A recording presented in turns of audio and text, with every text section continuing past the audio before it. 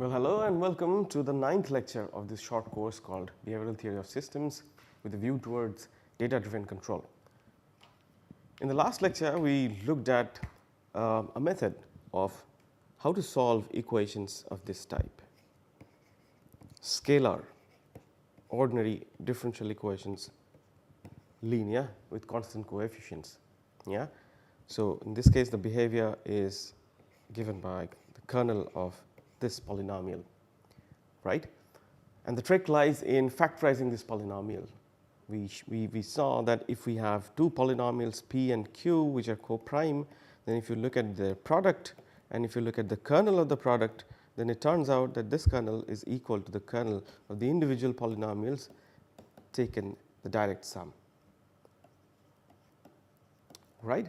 Using this idea and using it repeatedly, we found out that if you have this polynomial p xi and then you factorize this guy, we sort of let our we let our life be a little easier and considered that these polynomials can be factorized. I mean, we allowed complex coefficients. So, these polynomials can be factorized into linear factors, right, each of which looked like xi plus lambda 1. Then you club together the factors with exactly the same roots, and so you write them as these powers lambda k mu to the k lambda k, xi plus lambda k to the mu k. Okay. And you realize that these factors are all co-prime with each other. So, therefore, the kernel of this p xi would then certainly be given by the direct sum of these kernels, of these individual kernels.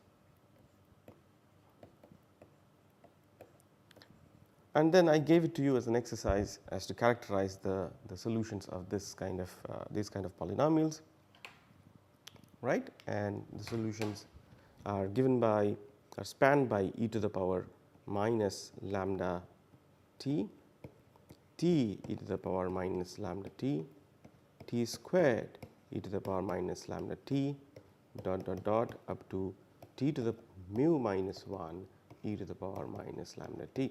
So, these are linearly independent vectors, right, in the space of C infinity functions. So, it is a finite dimensional vector space. These are linearly independent, so and each of them is a solution of this differential equation, right, and there are no more solutions than this. So, this I gave it to you as an exercise problem to show that this is equal to, exactly equal to the span of this. This is something that you must have done in your basic maths, engineering maths courses.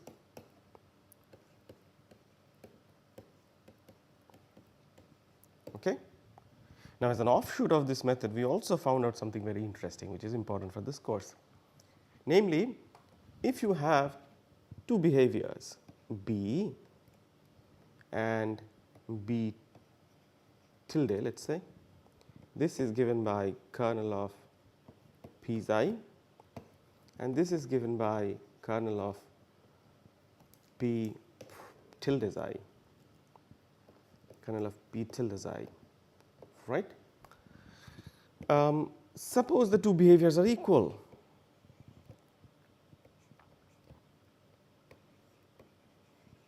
Yeah, we showed that this implies p and p tilde divides each other. That means p and so p divides p tilde and p tilde divides p, which means that p and p tilde are just multiples of are constant multiples of each other. Constant multiples of each other. What does that mean? It means that if you look at the span of p, what is meant by span of p? Well, for a given polynomial p xi, when I say row span of p xi, what is meant by that? This is in fact the collection of all q xi's which are, let me write it properly, the collection of all f xi's which are q xi times p xi, where q xi is an arbitrary polynomial. Make sense? This is called the ideal generated by the polynomial p, yeah, which is a submodule of R xi. R xi is the ring, so it's also can also be viewed as a module over itself, yeah, module of rank 1. So then this row span of p, which is the ideal generated by p, is a submodule then ideal generated by p, right? Now just think about it for a while and it will be clear to you. If there are two polynomials p xi and p tilde xi, and if they are constant multiples of each other, then you see obviously if I, so suppose this is the relation, suppose p and p tilde are related by this relation where alpha is a real number non-zero, right? That's what it means when you say that they are constant multiples of each other. So now if you have p and p tilde related like this, then obviously it shows that p belongs to the ideal generated by p tilde, correct? Because it's just a multiple, yeah, and it's of this form where the special case this q actually belongs to R. It's a constant polynomial. On the other hand, this also implies that p tilde is equal to 1 over alpha into p, because alpha is non-zero, it makes sense to divide by alpha.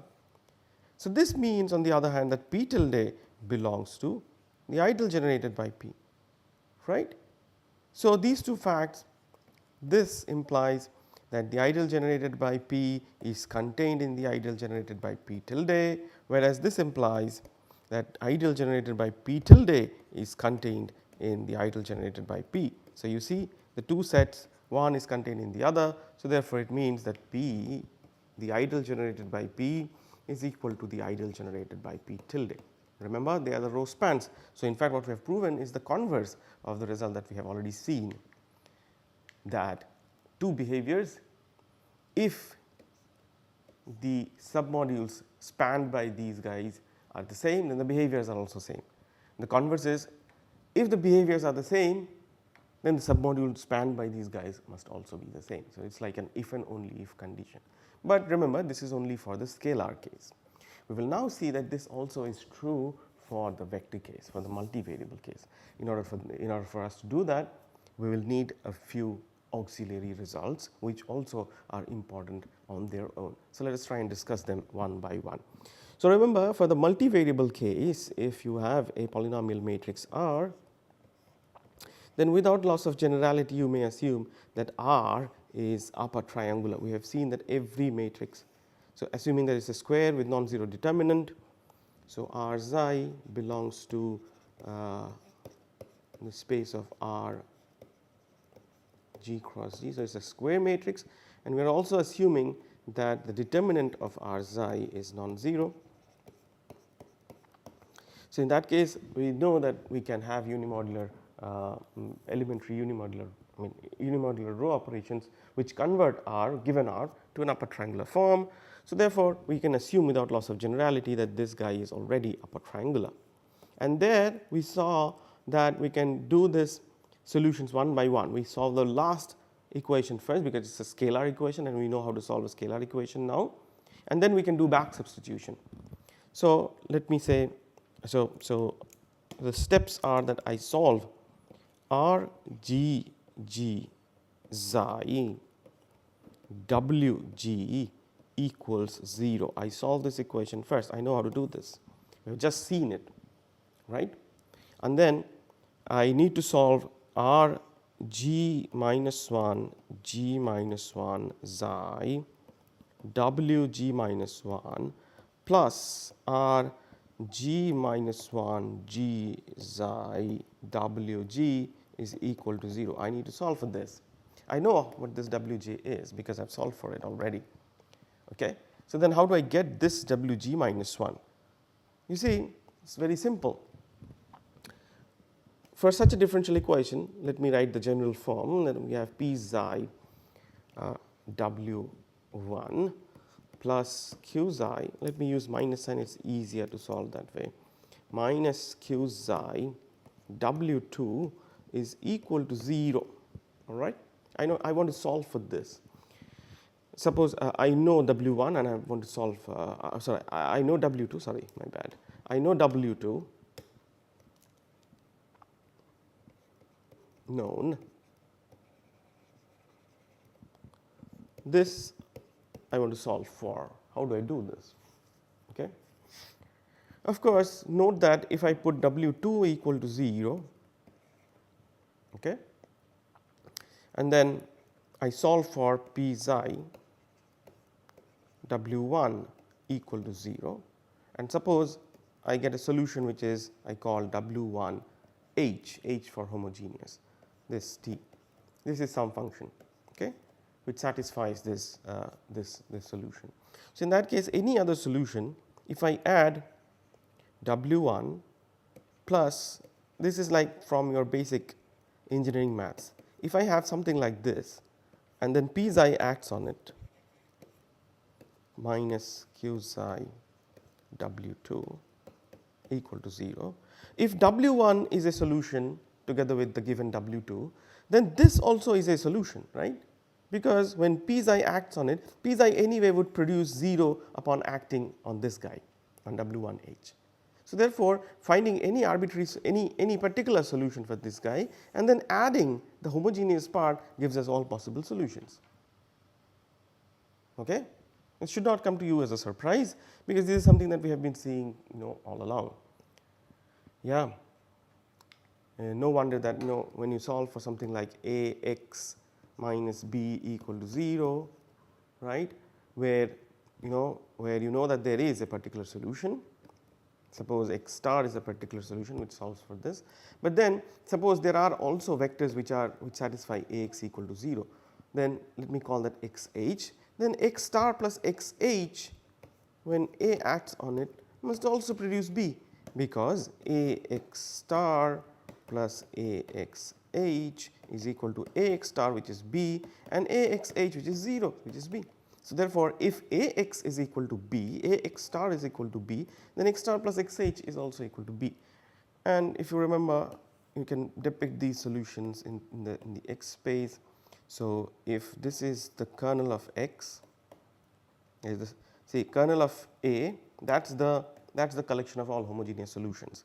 This is xh always belongs to this, because ax is equal to 0, axh is equal to 0.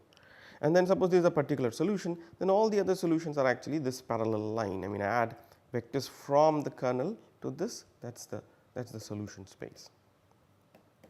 Exactly like this is what we have here. First solve for a homogeneous part, first find a homogeneous solution, and once you have a homogeneous solution, you can use that to get all the solutions, provided you know a particular solution. Now we all know how to solve the homogeneous part. We have already seen it. All we have to do is we have to find out now how to get a particular solution. So to get a particular solution,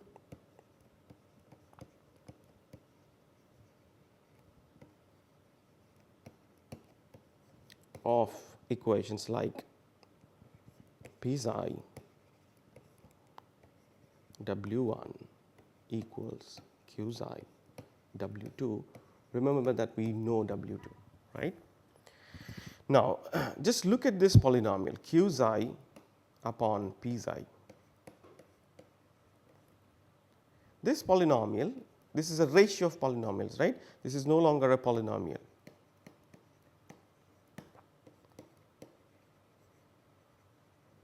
Such a thing is called a rational function, if you know.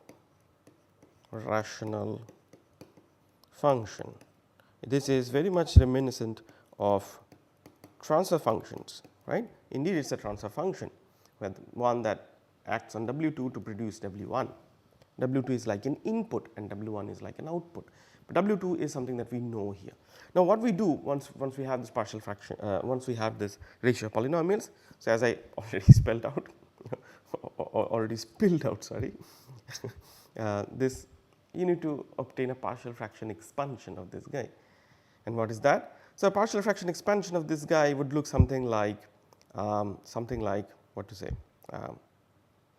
it would look something like a polynomial, what to use, let us say r xi, right, plus I have plus a1 by xi plus lambda 1, okay, a11, okay, plus a12 xi plus lambda 1 square plus dot dot dot plus a1 mu xi plus lambda 1 mu 1 whole to the power mu 1, and likewise we have a 2 1 xi plus lambda 2. I hope you understand what is going on. I just factorize p like the way I did, where was it? This is the factorization, and using that factorization I obtain a partial fraction expansion of this ratio of polynomials. Once I do that, now just look at what what happens to W1. W1 of course is when this guy acts on W2. This action is well defined because this is just differentiation, this is just polynomial differential, this is a polynomial differential operator. So, this is just differentiation as usual, but these are ratios. Ratios are not well defined yet, what we mean by a ratio of polynomials acting on a trajectory. So, in order for us to go ahead, you have to go through this exercise, you have to solve this exercise like before. Yeah, all difficult things I leave to you. Exercise. What is the exercise? The exercise is as follows. Suppose I have, suppose I know what W2 is. Yeah, W2 is some C infinity function.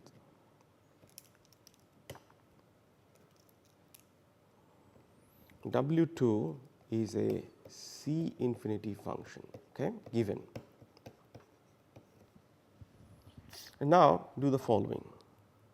Integral 0 to t t minus tau, okay, mu, okay, let me use k minus 1 divided by k minus 1 the factorial e to the power minus lambda t minus tau W2 tau d tau, define this as W1 t hat, W1 hat t. Then this implies W1, so this implies xi plus lambda k W1 hat is equal to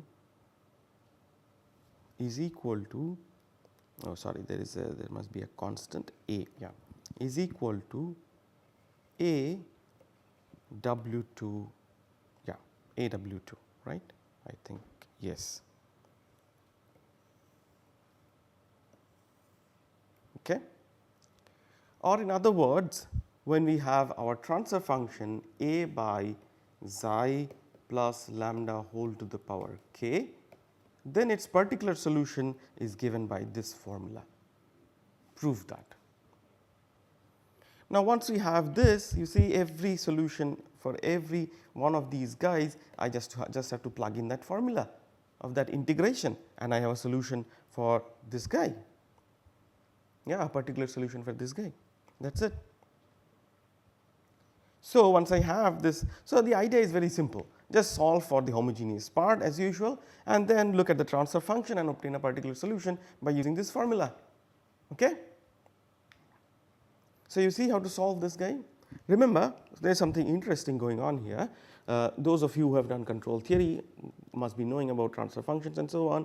And there it is almost always insisted that the transfer function is proper, because improper transfer functions can lead to problems, because you see in control theory we look at inputs which are like this, which have discontinuities at t equal to 0, can have discontinuities at other places as well.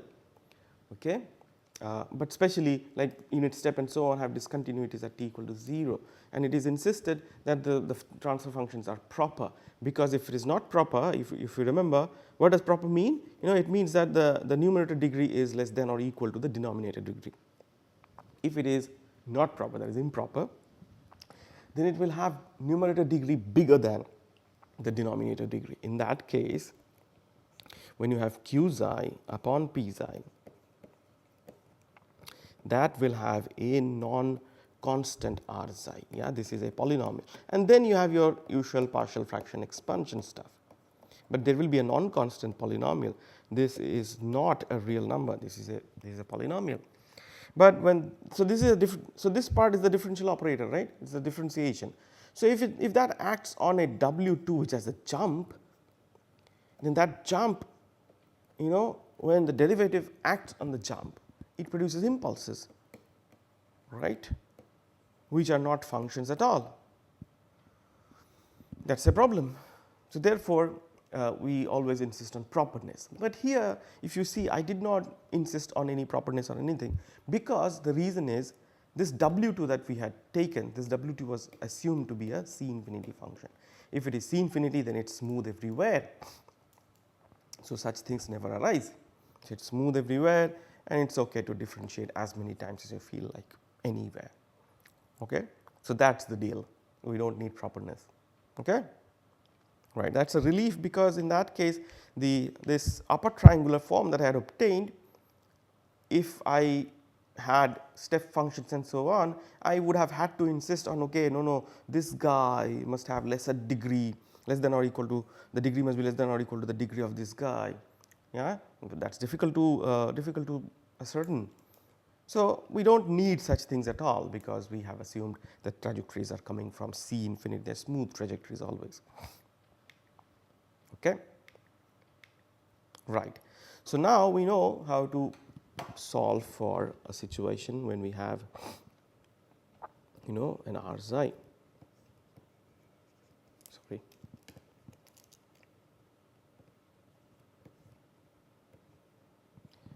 Kernel of R xi also is something that we know how to obtain a solution for, because I can convert this to an upper triangular, and now I know how to get the solutions for such things as well.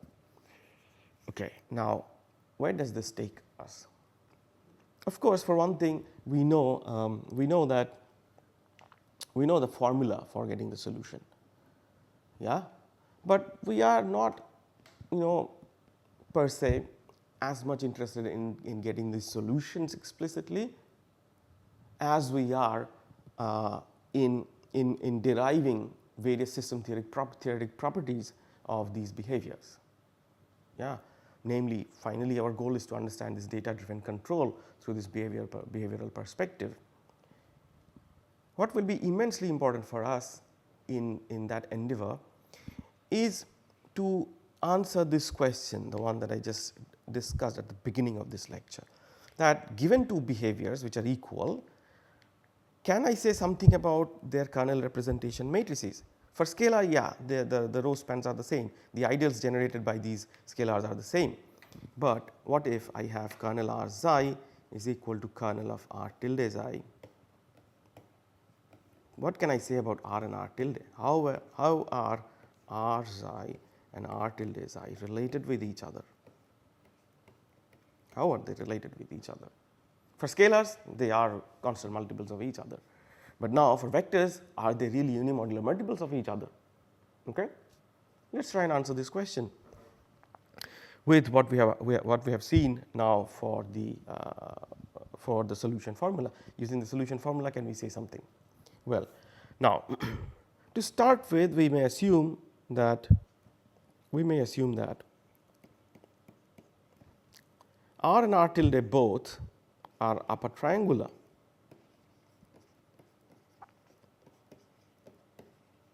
Because we can do unimodular row operations to bring both of them in the upper triangular form, and they are equivalent to each other, right? the upper triangle. So, without loss of generality we assume that they are upper triangular. Now, let me just write it out explicitly, but not fully. I am going to write them as like this. R xi I am going to assume is an R11 xi and a small R12 xi 0 and R22 xi. Okay, I will explain what this is. R11 xi is a polynomial matrix of size g minus 1 cross g minus 1,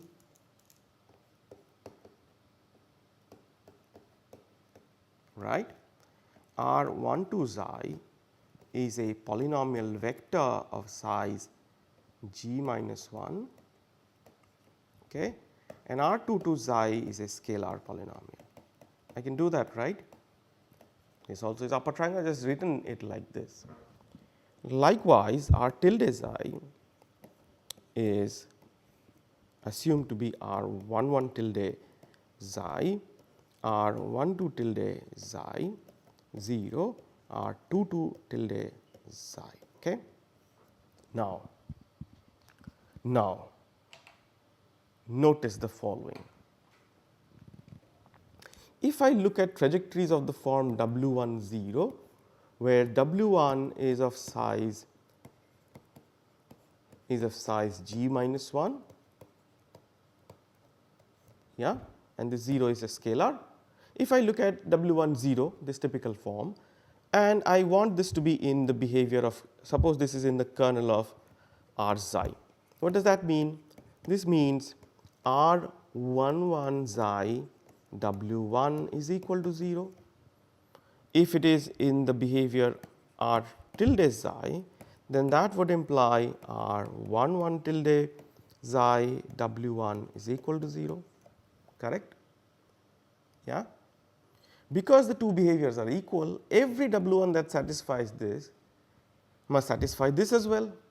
Likewise, every W1 that satisfies this must satisfy this as well, which means that these two kernels being equal, kernel R xi equal to kernel R tilde xi, that is what we had started with, right. That should imply kernel of R11 xi must be equal to kernel of R11 tilde xi. Now, you may ask, where are we going with this? You see, we are going to use a proof by induction.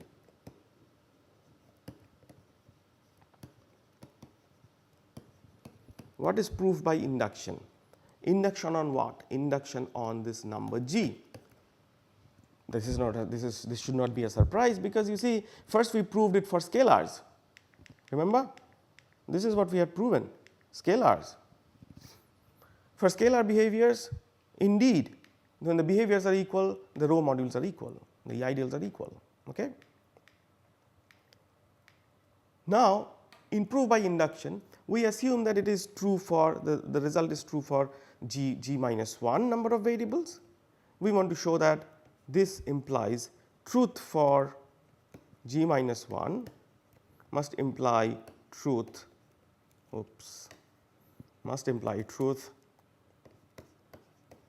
of the result for g, isn't it, right. So, we assume that it is true for g minus 1. Now, if we assume it is true for g minus 1, now we have kernel of R11 xi, which is of g minus 1 size, is equal to kernel of R11 tilde xi, which is g minus 1 size. So, by assumption, by the inductive assumption,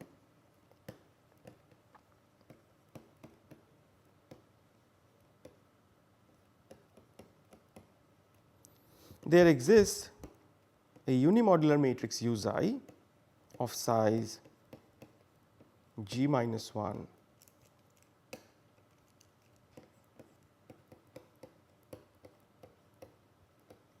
such that R11 xi tilde is equal to U xi R11 xi, right. But then should that mean that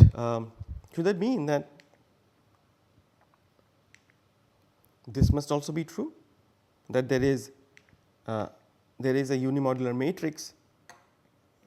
Does there exist a unimodular matrix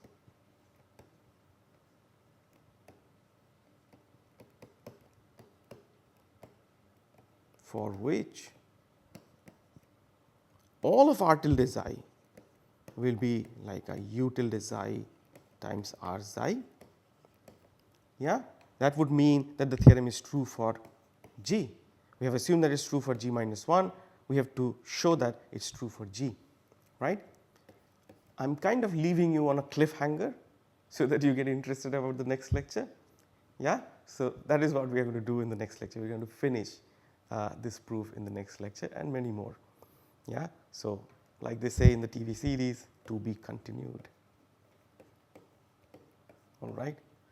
So hang on there. We'll finish this proof in the next lecture. Till then, take care. Bye.